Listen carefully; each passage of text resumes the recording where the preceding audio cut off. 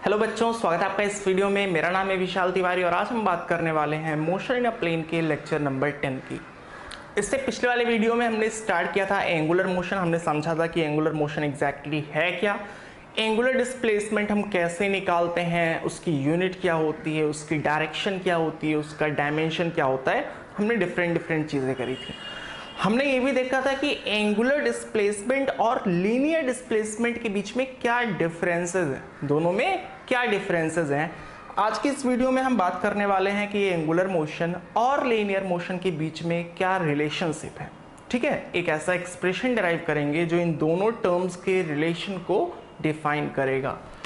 तो चलो स्टार्ट करते हैं।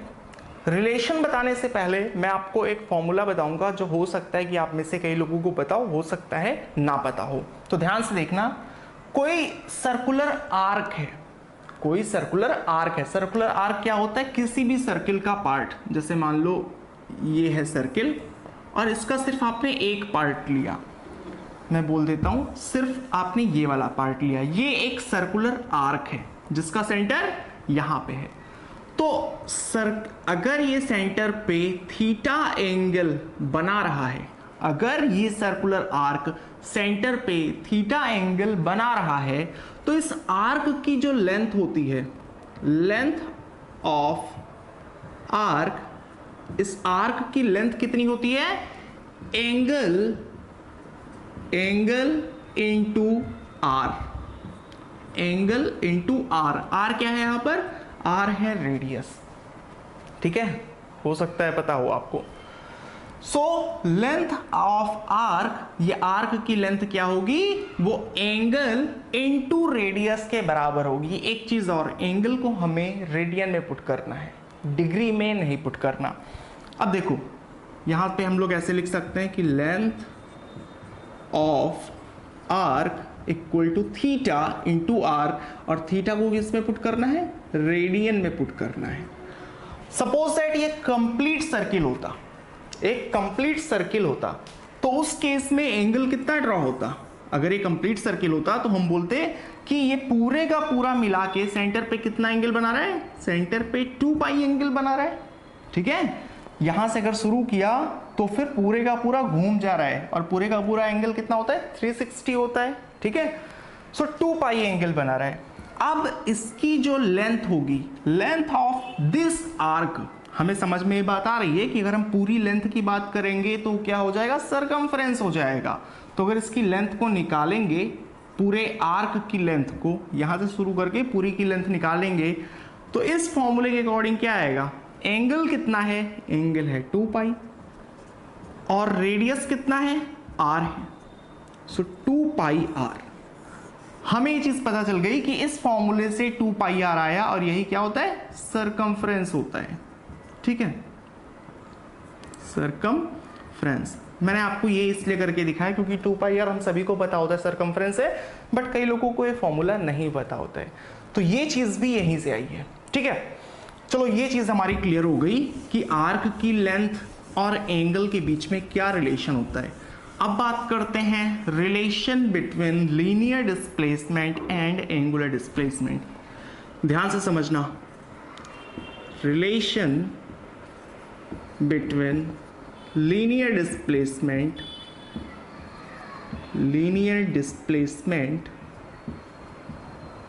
And angular displacement.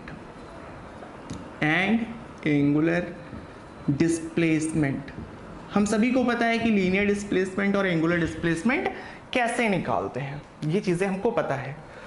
फिर से वही एग्जांपल लेते हैं कि एक धागे में आपने एक स्टोन को बांधा और उसको आप घुमाए जा रहे हो, सेंटर के चारों तरफ वो इस तरीके से सर्कुलर ऑर्बिट में घूम रहा है। तो चलो ये है हमारा उस स्टोन का, थोड़ा गड़बड़ बना है,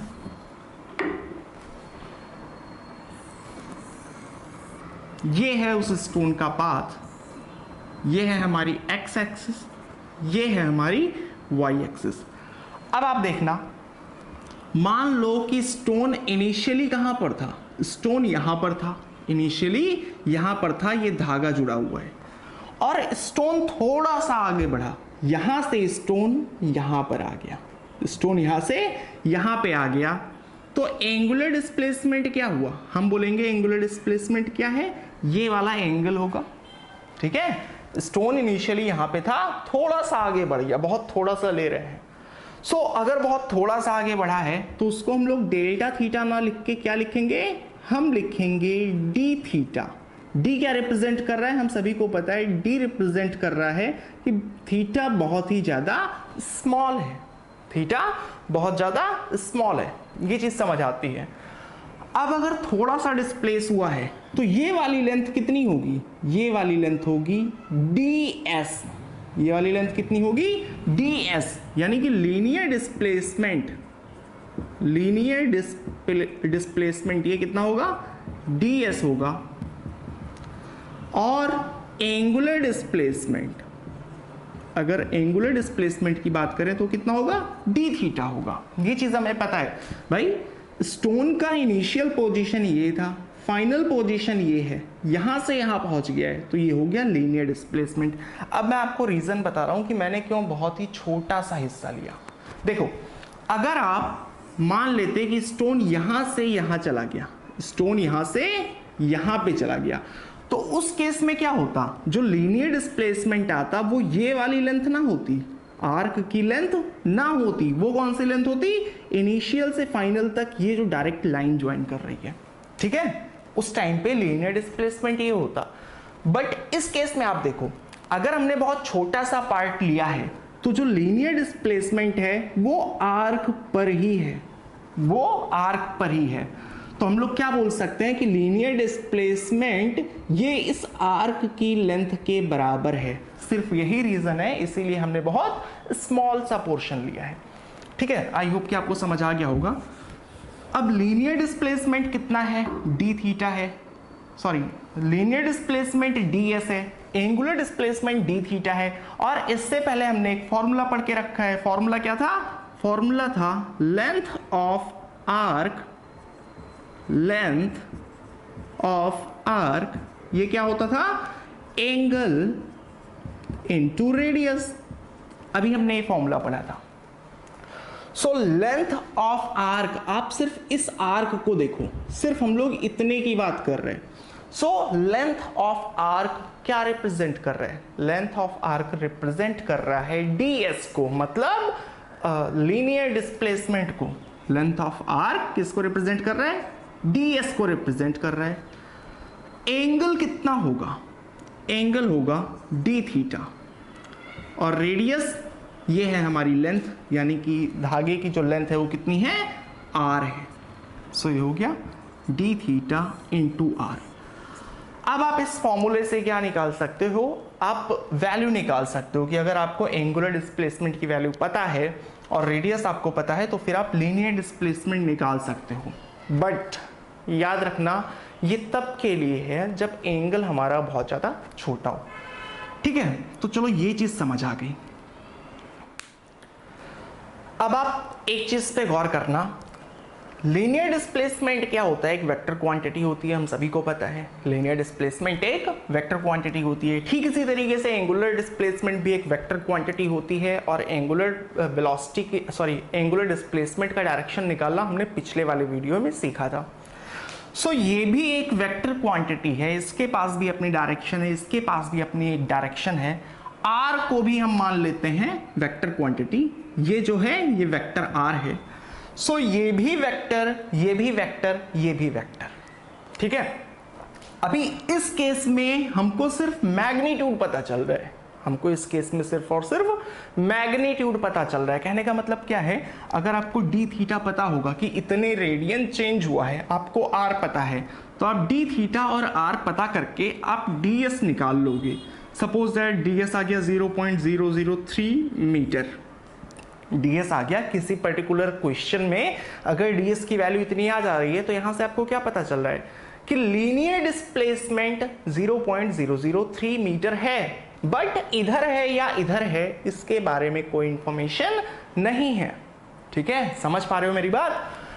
अगर आपको डी थीटा की कोई वैल्यू दी गई है किसी पर्टिकुलर क्वेश्चन में, आपको इस रेडियस की वैल्यू दी गई है, आपने दोनों को मल्टीप्लाई किया जिससे ds निकला है इतना, तो अब आपको क्या पता कि डीएस भाई स्टोन इधर जा रहा है या इधर जा रहा है, इसकी कोई जानकारी नहीं है, ठीक है। इसमें सिर्फ और सिर्फ क्या है, ओनली मैग्नीट्यूड है, ओनली मैग्नीट्यूड है।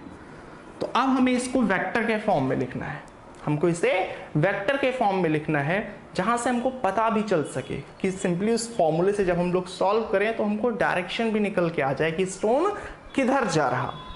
अब देखो यहां से मैं थोड़ा वेक्टर के टॉपिक पे आऊंगा। दो टाइप के प्रोडक्ट होते हैं, याद रखना। ये वाली डीएस क्या थी, डीएस हमारा लीनियर डिस्प्लेसमेंट था, यानी कि ये एक वेक्टर क्वांटिटी थी। डी थीटा भी एक वेक्टर क्वांटिटी है और आर भी एक यहां पे वेक्टर क्वांटिटी है, यानी दो वेक्टर क्वांटिटी मल्टीप्लाई होके एक तीसरा वेक्टर दे रहे हैं। दो वेक्टर क्वांटिटी आपस में मल्टीप्लाई होके एक वेक्टर दे रहे हैं। अब वेक्टर मल्टीप्लिकेशन दो टाइप का होता है, हम सभी को पता है, मैं इधर बता रहा हूं। एक होता है डॉट प्रोडक्ट, एक होता है डॉट प्रोडक्ट। डॉट प्रोडक्ट में क्या होता है, दो वेक्टर मल्टीप्लाई होते हैं, दो वेक्टर मल्टीप्लाई तो होते हैं, यहां भी तो वेक्टर है, पर वो जो चीज देते हैं वो कैसी होती है, वो होती है स्केलर, ठीक है। इस चीज को समझना, जिनको नहीं पता है वो पुराने वीडियोस जाके देख लो। वेक्टर प्रोडक्ट दो टाइप के होते हैं, एक होता है डॉट प्रोडक्ट, दूसरा होता है क्रॉस प्रोडक्ट। तो डॉट प्रोडक्ट में दो वेक्टर्स मल्टीप्लाई तो होते हैं, पर उनसे जो मिलता है वो क्या होता है, एक स्केलर क्वांटिटी होती है। यानी कि यहां पर हमें पता चल रहा है कि दो वेक्टर मल्टीप्लाई हो रहे हैं, बट इसका जो रिजल्ट आ रहा है वो एक वेक्टर क्वांटिटी है, तो यहां पे डॉट प्रोडक्ट तो नहीं हो रहा होगा, ठीक है। इतनी चीज क्लियर है। क्रॉस प्रोडक्ट में क्या होता है, अगर क्रॉस प्रोडक्ट की बात करें तो वहां पर दो वेक्टर मल्टीप्लाई होते हैं, ए क्रॉस बी, और जो रिजल्ट आता है वो भी क्या होता है, एक वेक्टर क्वांटिटी होती है। वहां पर रिजल्ट भी एक वेक्टर क्वांटिटी होती है। तो हम बोलेंगे अब ठीक है, दो वेक्टर मल्टीप्लाई हो रहे हैं और रिजल्ट एक वेक्टर क्वांटिटी है, यानी जाहिर सी बात है कि यहां पे क्या हो रहा होगा, क्रॉस प्रोडक्ट हो रहा होगा, डॉट प्रोडक्ट नहीं हो रहा होगा। अब चलो क्रॉस प्रोडक्ट की बात हमें समझ आ गई कि यहां पे क्रॉस प्रोडक्ट हो रहा है, तो क्या सिंपली क्रॉस लगा देंगे, नहीं। देखते हैं क्यों, थोड़ा सा डायरेक्शन की जानकारी होनी जरूरी है। आप इस एक्सप्रेशन को नोट कर लो, अभी मैं इसको लिखूंगा। देखो एक्सप्रेशन क्या आया था d s equal to d theta into r. अब यहां से दो चीजें लिखी जा सकती हैं, क्या लिखी जा सकती हैं, पहला तो लिखा जा सकता है d s equal to vector d s equal to vector d theta cross r. अरे दो चीजें मल्टीप्लाई हो रही हैं, 2 और 3 मल्टीप्लाई हो रही हैं, तो आप क्या लिख सकते हो, 2 इंटू 3 क्या 3 इंटू 2, दोनों चीजें लिख सकते हैं ना। सो इसी तरीके से क्रॉस प्रोडक्ट हो रहा है, ये चीज हमको पता था, तो इस तरीके से भी लिख सकते हैं, और हमने इस तरीके से भी लिख दिया d s equal to r cross d theta.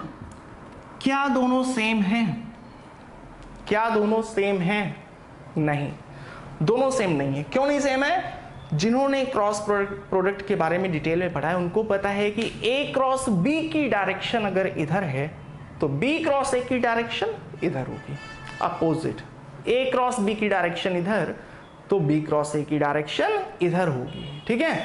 यानी कि अगर यहां पे ds इधर ये वाली डायरेक्शन दिखा रहा है तो ये वाला ds इधर वाली डायरेक्शन दिखा रहा होगा। डायरेक्शन दोनों में अलग अलग है, मैग्नीट्यूड दोनों में सेम आएगा। सो यहां पे प्रॉब्लम फंस रहा है। अब आप देखो, चलो मैं पहले आपको थोड़ा सा वेक्टर प्रोडक्ट डिटेल में बता देता हूं। जैसे दो वेक्टर हैं, वेक्टर ए है और है वेक्टर बी, दोनों के बीच का एंगल मान लेता हूं फाई। मैंने थीटा क्यों नहीं लिया, मैंने थीटा इसलिए नहीं लिया क्योंकि यहाँ भी डी थीटा है और कई लोग कंफ्यूज हो सकते हैं। जनरली हम लोग थीटा ही लेते हैं, बट अभी के लिए मैं फाई लेके दिखा रहा हूँ। सो ए है वेक्टर, वेक्टर बी है, दोनों के बीच का एंगल फाई है, तो ए क्रॉस बी हमारा फॉर्मूला क्या होता है, ए बी साइन फाई। और डायरेक्शन क्या होता है, डायरेक्शन हम बोलते हैं यहां पर भी राइट हैंड थंब रूल का यूज करते हैं। कैसे यूज करते हैं, पहले वेक्टर की तरफ अगर a क्रॉस b है तो आप पहले a की तरफ हाथ रखोगे और b की तरफ उसे फोल्ड करोगे। a की तरफ हाथ रख के b की तरफ फोल्ड करेंगे थ्रू स्मॉलर एंगल, ठीक है। सो स्मॉलर एंगल इस केस में कौन सा है, ये वाला है ना। सो a की तरफ हमने हाथ रखा और b की तरफ फोल्ड किया तो हमारे थंब की डायरेक्शन किधर आई है, आउटवर्ड आई है। हमारे थंब की डायरेक्शन आउटवर्ड आई है। और एक चीज याद रखना, दो वेक्टर्स का जो क्रॉस प्रोडक्ट होगा a क्रॉस b का, जो डायरेक्शन आया है वो किधर आया है, इधर आया है। मतलब वो a के भी परपेंडिकुलर होगा और b के भी परपेंडिकुलर होगा। ध्यान से समझना, ये a था, ये b था, मैंने a क्रॉस b निकाला तो a क्रॉस b की डायरेक्शन किधर है, आपकी मोबाइल स्क्रीन से बाहर, ठीक है। सो ये वाला जो वेक्टर है, ये जो a क्रॉस b है, वो a से भी 90 डिग्री बना रहा है और b से भी 90 डिग्री बना रहा है। a और b दोनों से परपेंडिकुलर होगा। चलो समझ आ गई इतनी बात। सो ये होता है, इस तरीके से हम लोग डायरेक्शन निकालते हैं। अगर b क्रॉस a की बात करते तो क्या होता, हम पहले b की तरफ हाथ रखते और a की तरफ घुमाते। अगर b क्रॉस a निकालना होता तो ये क्या आता, ba साइन फाई। देखो वैल्यूज तो जो यहां पे आती वही वैल्यू यहां पे आती। अगर इसकी वैल्यू 40 आती तो इसकी भी वैल्यू 40 ही आती, बट डिफरेंस क्या है, यहां पे डायरेक्शन अपोजिट हो जाएगा। अब इस केस में आपको पहले b की तरफ हाथ रखना होता और a की तरफ फोल्ड करना होता, और इस केस में डायरेक्शन आती इनवर्ड, आपकी मोबाइल स्क्रीन के अंदर। सो b क्रॉस a इधर है, ये a है, ये b है। इस केस में भी जो b क्रॉस a की डायरेक्शन है वो a से और b से दोनों से परपेंडिकुलर होगी। इस चीज को आप करके चेक करो, b क्रॉस a की जो डायरेक्शन होगी वो a और b दोनों से परपेंडिकुलर होगी, ठीक है। चलो इतनी बात समझ आ गई। अब इसकी बात करते हैं कौन सा सही है। मैंने सपोज दैट इतना लिख के दिया था और फिर किसी बच्चे ने वहां से एक, मैंने दो बच्चों को बुलाया, उसने एक ने ये रिजल्ट लिखा और दूसरे ने ये रिजल्ट लिखा। दोनों का एक्सप्लेनेशन क्या है समझना, दोनों बोल रहे हैं कि जो डी थीटा है, जो डी थीटा है और आर है, हमने क्या बोला था, वेक्टर ए और बी, ए क्रॉस बी क्या होता है, A B sine phi, A B sine phi. So d theta किधर है, डी थीटा हमें पता है ना कि एंगुलर डिस्प्लेसमेंट एक एक्सियल वेक्टर होता है, यानी उसकी डायरेक्शन एक्सिस के अलोंग होगी। अब डी थीटा इस केस में कैसे निकालेंगे, सपोज दैट स्टोन इस तरीके से मूव कर रहा था, तो इसको मैंने निकालने के लिए बोला था कि आप क्या करो, अपनी उंगलियों को उधर फोल्ड करो जिस डायरेक्शन में स्टोन मूव कर रहा है, ठीक है। तो इसको मैंने सेंटर पे रख के अपनी उंगलियों को मैं उस डायरेक्शन में घुमा रहा हूं जिस डायरेक्शन में पत्थर घूम रहा है, तो मैं ऐसे घुमाऊंगा और उस केस में जो मेरे थंब की डायरेक्शन होगी वो किधर होगी, आपकी मोबाइल स्क्रीन से बाहर, मतलब परपेंडिकुलर होगी। तो क्या हो रहा है, डी थीटा बाहर है, आर किधर है, आर है व्हाइट बोर्ड पे। अब जैसे मैंने बोला था कि ए क्रॉस बी ए के परपेंडिकुलर होगा, बोला था ना, उसी तरीके से ये जो डी थीटा है, डी थीटा है, आप देख सकते हो, चलो भी क्रॉस प्रोडक्ट की बात नहीं कर रहे, ये चीज तो हमें वैसे ही समझ आ रही है कि डी थीटा आपकी मोबाइल स्क्रीन से बाहर है और आर वेक्टर ये है, आर वेक्टर ये है। तो इन दोनों के बीच में कितना एंगल बन रहा होगा, 90 डिग्री, 90 डिग्री बनेगा ना भाई। ये सर्किल था तो सर्किल का जो एक्सिस है इस पे एक वेक्टर है, ये हो गया एक वेक्टर, और दूसरा है आर वेक्टर, तो इन दोनों के बीच में कितना एंगल बनेगा, 90 डिग्री बनेगा, ठीक है।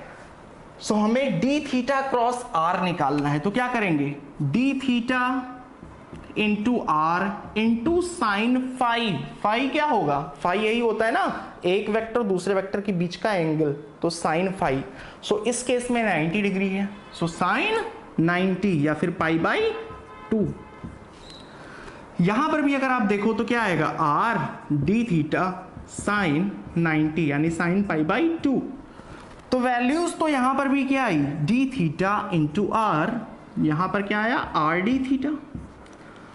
सो दोनों स्टूडेंट्स, दोनों बच्चों ने जो लिखा है उनका मैग्नीट्यूड तो सेम ही आ रहा है, दोनों की जो वैल्यू आ रही है ds की वो तो सेम ही आ रही है। डिफरेंस किस चीज में होगा? डिफरेंस डायरेक्शन में होगा। मैंने बोला था कि a क्रॉस b और b क्रॉस a की जो वैल्यू आएगी, जो नंबर आएगा वो सेम होगा, बट दोनों की डायरेक्शन अपोजिट होगी। सो चलो अब चेक करते हैं कि किसने सही लिखा है। देखो हम सभी को पता है कि डी थीटा किधर है। इस केस में अगर ये एंटी क्लॉकवाइज घूम रहा है तो डी थीटा आउटवर्ड है। देखो डी थीटा आउटवर्ड है, ये चीज समझ आ रही है ना। सो आउटवर्ड हो गया डी थीटा। वेक्टर आर हमको साफ साफ दिख रहा है कि ये है हमारा वेक्टर आर। डी एस की डायरेक्शन कौन सी होगी? भाई इस तरीके से पत्थर घूम रहा है, ये है इनिशियल पोजीशन, ये है फाइनल पोजीशन। सो इनिशियल से फाइनल की तरफ ड्रॉ करते हैं ना, ये हो गया हमारा डी एस, ये हो गया हमारा डी एस। तो चलो पहले सेकंड वाले को चेक करते हैं, पहले सेकंड वाले को चेक करते हैं। अब मैंने ए क्रॉस बी का डायरेक्शन कैसे बताया था कि अगर ए क्रॉस बी बोला जाएगा तो आप कैसे डायरेक्शन को निकालोगे? पहले ए की तरफ हाथ रख के बी की तरफ आप उसे फोल्ड करोगे। सो ए की तरफ हाथ रख के बी की तरफ फोल्ड करते थे। ठीक उसी तरीके से यहां पर आर क्रॉस डी थीटा है, आर क्रॉस डी थीटा। तो पहले हाथ हमें किसकी तरफ रखना पड़ेगा? हमें रखना पड़ेगा हमें रखना पड़ेगा आर की तरफ। सो आर की तरफ हाथ हम कैसे रख सकते हैं? तो ऐसे रख सकते हैं और दूसरा ऐसे रख सकते हैं। ऐसे नहीं रखना, क्यों नहीं रखना भाई? डी थीटा की तरफ उसे फोल्ड भी तो करना है। आर की तरफ हाथ रख के डी थीटा की तरफ फोल्ड करो। सो आर की तरफ हाथ रख के डी थीटा किधर है? डी थीटा बाहर है। सो आर की तरफ मैंने हाथ रखा और डी थीटा की तरफ मैंने फोल्ड किया, तो मेरे थंब की डायरेक्शन किधर आई? नीचे आ रही है। मेरे थंब की डायरेक्शन नीचे आ रही है, यानी हमें पता है कि ये किधर रिप्रेजेंट कर रहा है, इसकी डायरेक्शन किधर है? इसकी डायरेक्शन है नीचे, डाउनवर्ड है, इसकी डायरेक्शन डाउनवर्ड है। अब हमें समझ आ रहा है कि डी एस की डायरेक्शन तो अपवर्ड है, डी एस की डायरेक्शन तो अपवर्ड है और ये बता रहा है कि नीचे जा रहा है, तो ये चीज तो हो गई गलत। ठीक है, देखो वैल्यू तो सही देगा, वैल्यू सही देगा, मैग्नीट्यूड सही देगा, बट इस एक्सप्रेशन के हिसाब से ये बोल रहा है कि स्टोन नीचे जा रहा, जबकि एक्चुअल में जो कंडीशन हमने ली है स्टोन ऊपर जा रहा। तो हमें देखना है कि कौन सा सही बता रहा।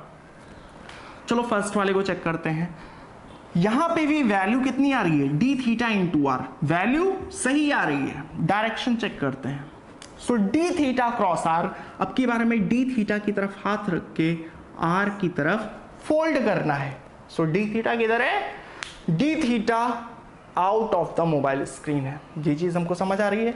इधर है डी थीटा, सो डी थीटा इधर है, हमें डी थीटा पे हाथ रख के आर की तरफ फोल्ड करना है। सो डी थीटा की तरफ मैंने हाथ रखा परपेंडिकुलर और आर की तरफ मुझे फोल्ड करना है। अब ऐसे इधर से नहीं फोल्ड करना कि आप इधर से फोल्ड करो, जो स्मॉलर एंगल होगा उधर से फोल्ड करते हैं। सो डी थीटा की तरफ हाथ रख के मैंने जब आर की तरफ फोल्ड किया तो मेरा थंब किधर आ रहा है? मेरा थंब आ रहा है ऊपर की तरफ। अब ऐसे भी आ जाए तो आप समझ लेना कि ऊपर ही रिप्रेजेंट कर रहा है। डी थीटा की तरफ हाथ रख के मैंने आर की तरफ फोल्ड किया तो मेरा थंब बता रहा है डायरेक्शन ऊपर की तरफ है। सो इस एक्सप्रेशन से हमें डायरेक्शन क्या पता चल रहा है? ये बता रहा है अपवर्ड। ठीक है, ये ऊपर की डायरेक्शन को बता रहा है।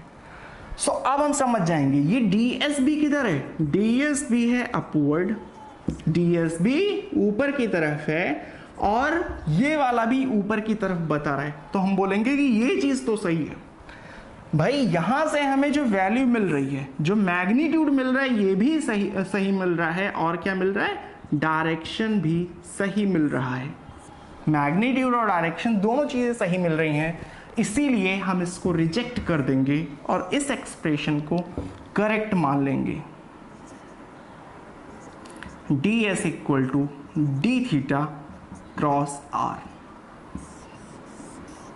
अब यही है रिलेशन हमारा, relation between linear displacement and angular displacement. ठीक है, इस रिलेशन को आप ध्यान रखोगे, क्योंकि इसी रिलेशन से अब हम लोग एंगुलर वेलोसिटी और लीनियर वेलोसिटी के बीच का एक्सप्रेशन देखेंगे, एंगुलर एक्सेलरेशन और लीनियर एक्सेलरेशन के बीच का एक्सप्रेशन देखेंगे। तो ये चीज़ें हमारी क्लियर होनी बहुत ज़रूरी है। मैंने क्यों इसको रिजेक्ट किया, क्यों इसको एक्सेप्ट किया, ये चीज़ हमें क्लियर होना चाहिए। सो आई होप कि आपको समझ आ गया होगा। आज के इस वीडियो में इतना ही। अगले वीडियो में हम पढ़ेंगे कि एंगुलर वेलोसिटी होती क्या है, average angular velocity, instantaneous angular velocity कैसे निकालते हैं, फिर बात करेंगे एक्सेलरेशन की।